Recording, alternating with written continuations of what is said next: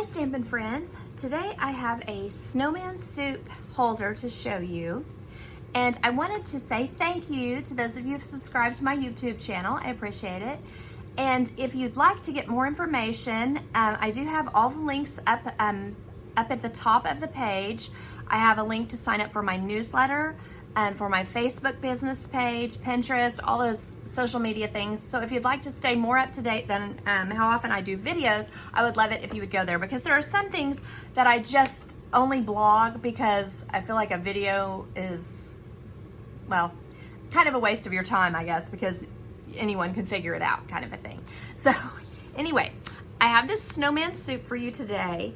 It has a little place here to put your marshmallows, and the flap goes over the front to cover the Snowman Soup packet, which is Stevens brand candy cane cocoa. I buy it online. It's just our favorite brand of cocoa. It's just really rich cocoa. And then I wanted to show you that I used the Snowman Punch from the Snowman from the Snowman Season set. And I used the nested labels to create the front. This is actually a card by Amanda Bates, and she is a demonstrator in the United Kingdom. And her card is narrower here because she was just making a card, whereas I wanted to make a holder, so I added this little packet holder here, the little cutout, and then I also made it wider. I mentioned that. Okay, sorry. So now let me show you the measurements and how I did this.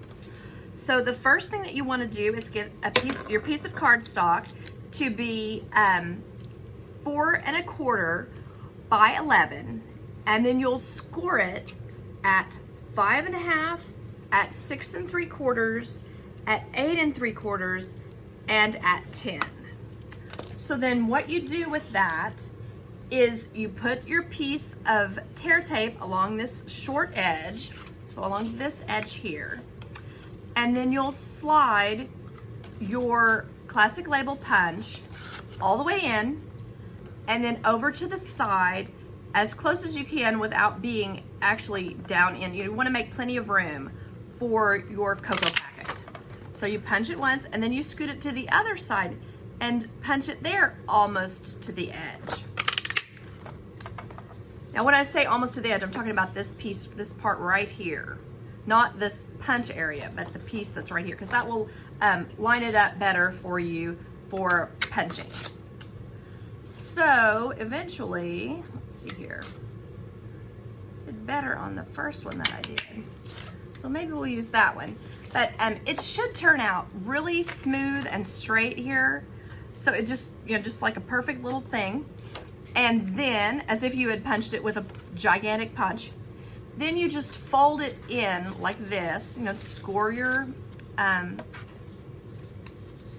folds, and then you'll tear this off and you'll make this little box that looks like this. Then you're able to slide the cocoa packet in like that.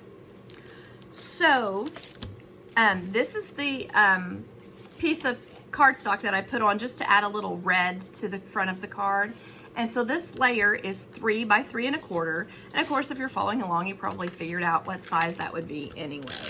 But 3 by 3 1/4. And then you just put it here on the front, like that. And I'll go ahead and pull off my tear tape backing.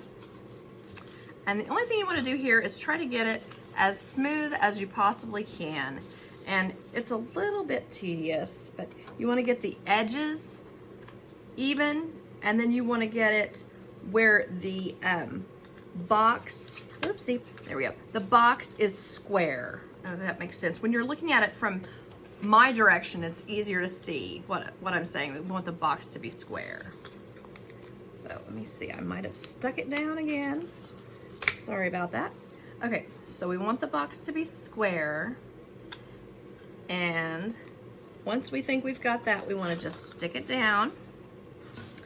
And then for this top layer, which just flaps over, we want to take, I've torn the tear tape off, the adhesive layer off, and we want to put it in the center here, and then where you're just almost covering up the red, just to make it kind of centered.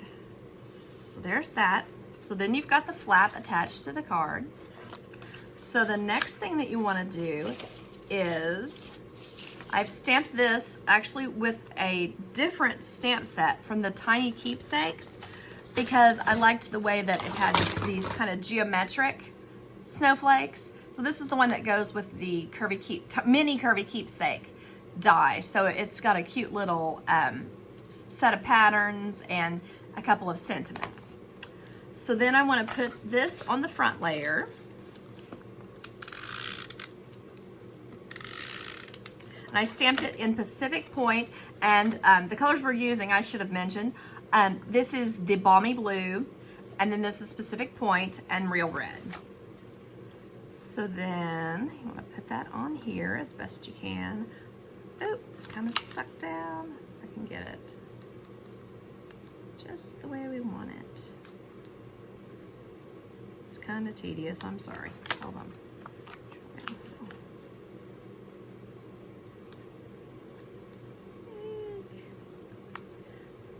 Okay, good enough. So then you want to get your label for the bottom that's, says your Snowman Soup on it. And what you want to do is put your dimensionals across here so that it will hold the card in place, or hold the front flap of the card in place. So you want to put like 1, so it won't go down any further than you have basically specified with your dimensionals.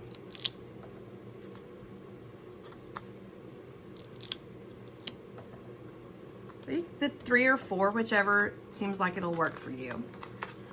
And then you're ready to put your Snowman Soup on like this. And you want it up just about 1/4 of an inch from the bottom when you go putting your Snowman Soup on. Oh, we got it a little to the side.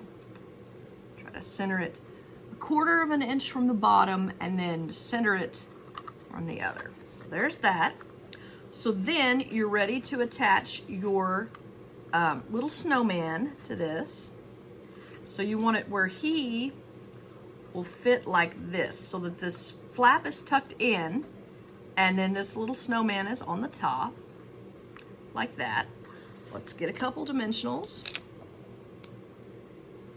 You don't want to put it too close to the bottom, because that's what's making the flap area. That makes sense. It's what you're tucking. So remove your dimensionals.